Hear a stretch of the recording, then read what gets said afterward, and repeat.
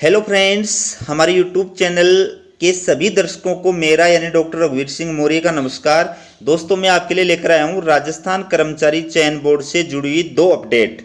एक अपडेट है ग्राम विकास अधिकारी यानी वीडियो भर्ती से जुड़ी, दूसरी अपडेट है जूनियर अकाउंटेंट भर्ती से जुड़ी हुई। तो आपको पता ही है ग्राम विकास अधिकारी का जो रिजल्ट है वो जारी कर दिया गया। लगभग 6 महीने बीत चुके हैं और इसमें जो चयनित उम्मीदवारों की जो लिस्ट जारी की गई थी, 2 बार लिस्ट जारी की गई थी, उस लिस्ट में कम से कम 900 ऐसे अभ्यर्थी हैं जिन्होंने सिलेक्शन के बावजूद भी ज्वाइनिंग नहीं की। ठीक है, तो उनके 900 पदों के ऊपर जो नीचे मेरिट वाले विद्यार्थी हैं उनको इंतजार है वेटिंग लिस्ट का, कि ग्राम विकास अधिकारी की वेटिंग लिस्ट जो है कब आएगी और कब उन विद्यार्थियों को मेरिट जो अस्थायी मेरिट लिस्ट के अंदर थे उन विद्यार्थियों को कब जो है ज्वाइनिंग दी जाएगी। उससे रिलेटेड जो है ये न्यूज है, आप देख सकते हैं। ग्राम विकास अधिकारी का परिणाम आए 6 माह बीते, 900 पदों पर प्रतीक्षा सूची अटकी। टोटल 900 पोस्ट ऐसी हैं जिनके ऊपर वेटिंग लिस्ट आनी चाहिए और वेटिंग लिस्ट आएगी तभी जो है शेष जो अभ्यर्थी हैं वेटिंग लिस्ट के अंदर उनको जो है ज्वाइनिंग मिल सकेगी। ठीक है, तो उससे रिलेटेड ये न्यूज है। देखिए, पंचायती राज विभाग की लापरवाही व कार्मिक विभाग के नियम से अटका मामला। तो पूरा मैटर क्या है वो आपके सामने स्क्रीन के ऊपर है, आप देख सकते हैं। ये देखिए, राजस्थान कर्मचारी चयन बोर्ड की ओर से आयोजित ग्राम विकास अधिकारी भर्ती की प्रतीक्षा सूची अटक गई है। इस भर्ती में करीब 900 अभ्यर्थी ऐसे हैं जिन्होंने चयन के बावजूद ज्वाइन नहीं किया है। ज्वाइन नहीं करने के कारण खाली पड़े इन 900 पदों पर प्रतीक्षा सूची जारी होनी थी, लेकिन पंचायती राज विभाग की लापरवाही और कार्मिक विभाग के एक नियम के चलते फिलहाल मामला अटक गया है। कार्मिक विभाग का नियम क्या है वो भी देख लीजिए आप। देखिए, कार्मिक विभाग का नियम है कि प्रथम चयन सूची जारी होने के 6 महीने तक ही भर्ती एजेंसी प्रतीक्षा सूची जारी कर सकती है। ये रूल है, ठीक है ना। कार्मिक विभाग का ये रूल है कि पहली जो मेरिट लिस्ट है वो जारी होने के बाद 6 महीने के अंदर अंदर वेटिंग लिस्ट जारी होनी चाहिए। अगर 6 महीने से ज़्यादा टाइम बीत जाता है तो फिर वेटिंग लिस्ट जारी नहीं हो सकती। ठीक है, तो ऐसे में अब ये मामला बोर्ड के हाथ से निकल गया है। पंचायती राज विभाग अगर खाली पदों की सूची पहले भिजवा देता तो बोर्ड अब तक प्रतीक्षा सूची जारी कर सकता था। ठीक है, बोर्ड ने ग्राम विकास अधिकारी भर्ती 2021 का अंतिम परिणाम 25 नवंबर को जारी किया था। इसमें 5396 पदों पर 4774 अभ्यर्थियों का अंतिम रूप से चयन किया गया था। इसमें नॉन टीएसपी के 4557 पदों पर 4070 और टीएसपी में 839 पदों पर 704 अभ्यर्थियों का चयन हुआ था। फिर देखिए, इसके बाद कुछ और अभ्यर्थियों का चयन हुआ था। इन चयनित अभ्यर्थियों में से करीब 900 ऐसे हैं जिन्होंने ज्वाइनिंग ही नहीं मिली, जिन्होंने ज्वाइन ही नहीं किया। इन खाली पदों पर प्रतीक्षा सूची जारी होनी चाहिए थी ताकि अन्य युवाओं को ग्राम विकास अधिकारी बनने का सपना पूरा हो सके।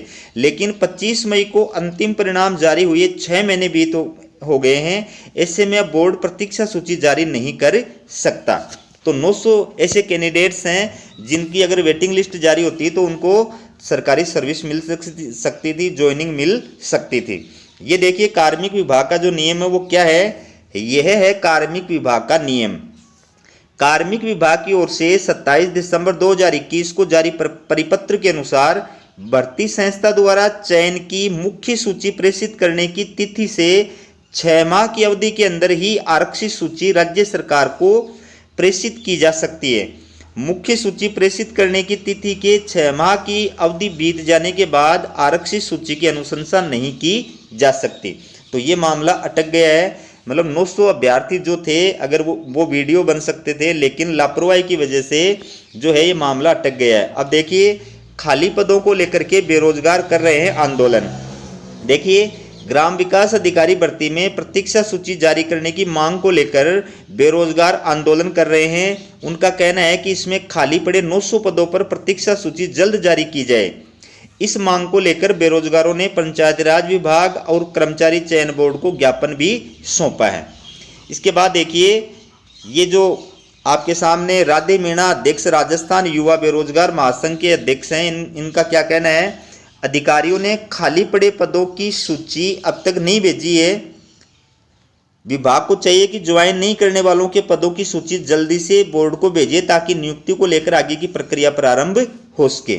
इसके बाद में जो कर्मचारी चयन बोर्ड के अध्यक्ष हैं हरि प्रसाद शर्मा, इन्होंने क्या कहा, देखिए अभी हमें ज्वाइन नहीं करने वालों की सूची प्राप्त नहीं हुई है। सूची प्राप्त होने पर हम कार्मिक विभाग के नियमों के अनुसार कार्रवाई करेंगे। तो कार्मिक विभाग के नियमों के अनुसार कार्रवाई करेंगे मतलब कार्मिक विभाग का तो नियम साफ साफ है कि मेन जो सिलेक्शन लिस्ट है वो जारी होने के 6 महीने के अंदर अंदर वेटिंग लिस्ट जारी होनी चाहिए, और 6 महीने से ज़्यादा बीत गया तो इसका मतलब नियमों के अकॉर्डिंग तो ये काम हो नहीं सकता।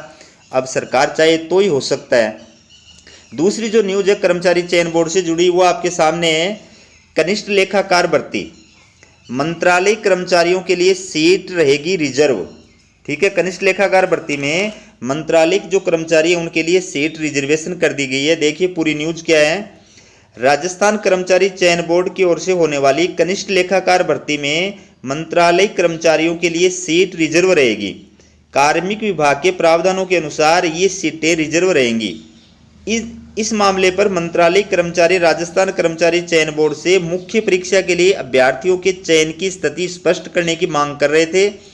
इस मामले पर चयन बोर्ड का कहना है कि सीईटी की मुख्य परीक्षा के लिए मंत्रालय कर्मचारियों की सीटों के हिसाब से 15 गुना अभ्यर्थियों को पात्र घोषित किया जाएगा।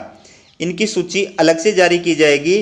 बोर्ड के अध्यक्ष हरिप्रसाद शर्मा का कहना है कि कनिष्ठ लेखाकार भर्ती में कार्मिक विभाग के नियमों के अनुसार मंत्रालय कर्मचारियों की सीटें रहेंगी। इन सीटों पर मुख्य परीक्षा के लिए सीईटी में से 15 गुना अभ्यर्थियों का चयन किया जाएगा। तो आपको पता ही है कि सीईटी की जो मेन एग्जाम है उसका जो फॉर्मूला है वो कार्मिक विभाग ने जो है ओके करके राजस्थान कर्मचारी चयन को बोर्ड को भिजवा दिया। और उसमें क्या फॉर्मूला दिया गया है, ये फॉर्मूला दिया गया है कि भाई हर कैटेगरी की क्या है, हर कैटेगरी के अंदर जो मेन एग्जाम होगी किसी भी पोस्ट के लिए उस पोस्ट की जितने पद होंगे उस पदों के 15 गुना अभ्यर्थियों को जो है और मेन एग्जाम के लिए बुलाया जाएगा। ठीक है, और उसमें भी जो कैटेगरी है अलग अलग जो कैटेगरी है तो उस कैटेगरी के अंदर भी 15 गुना अभ्यर्थी जो है उस पोस्ट के लिए होने चाहिए। और अगर नहीं हो पाते हैं तो उसके नीचे मेरिट वाले जो अभ्यर्थी है 15 गुना से नीचे कैटेगरी वाले मेरिट के जो अभ्यर्थी हैं उनको उस कैटेगरी के अंदर शामिल कर लिया जाएगा। ठीक है, लेकिन जब उनको ज्वाइनिंग दी जाएगी तो फिर उनको सामान्य सीट से नहीं बल्कि अपनी कैटेगरी की सीट से ही ज्वाइनिंग प्रदान की जाएगी। तो ये थी दोस्तों राजस्थान कर्मचारी चयन बोर्ड से जुड़ी 2 लेटेस्ट अपडेट जो मैं आपके लिए लेकर आया हूँ। इसी प्रकार की लेटेस्ट अपडेट अगर आप प्राप्त करना चाहते हैं तो चैनल को सब्सक्राइब जरूर कीजिए और वीडियो को लाइक कर दो। हमारा वीडियो देखने के लिए आप सभी का बहुत बहुत धन्यवाद।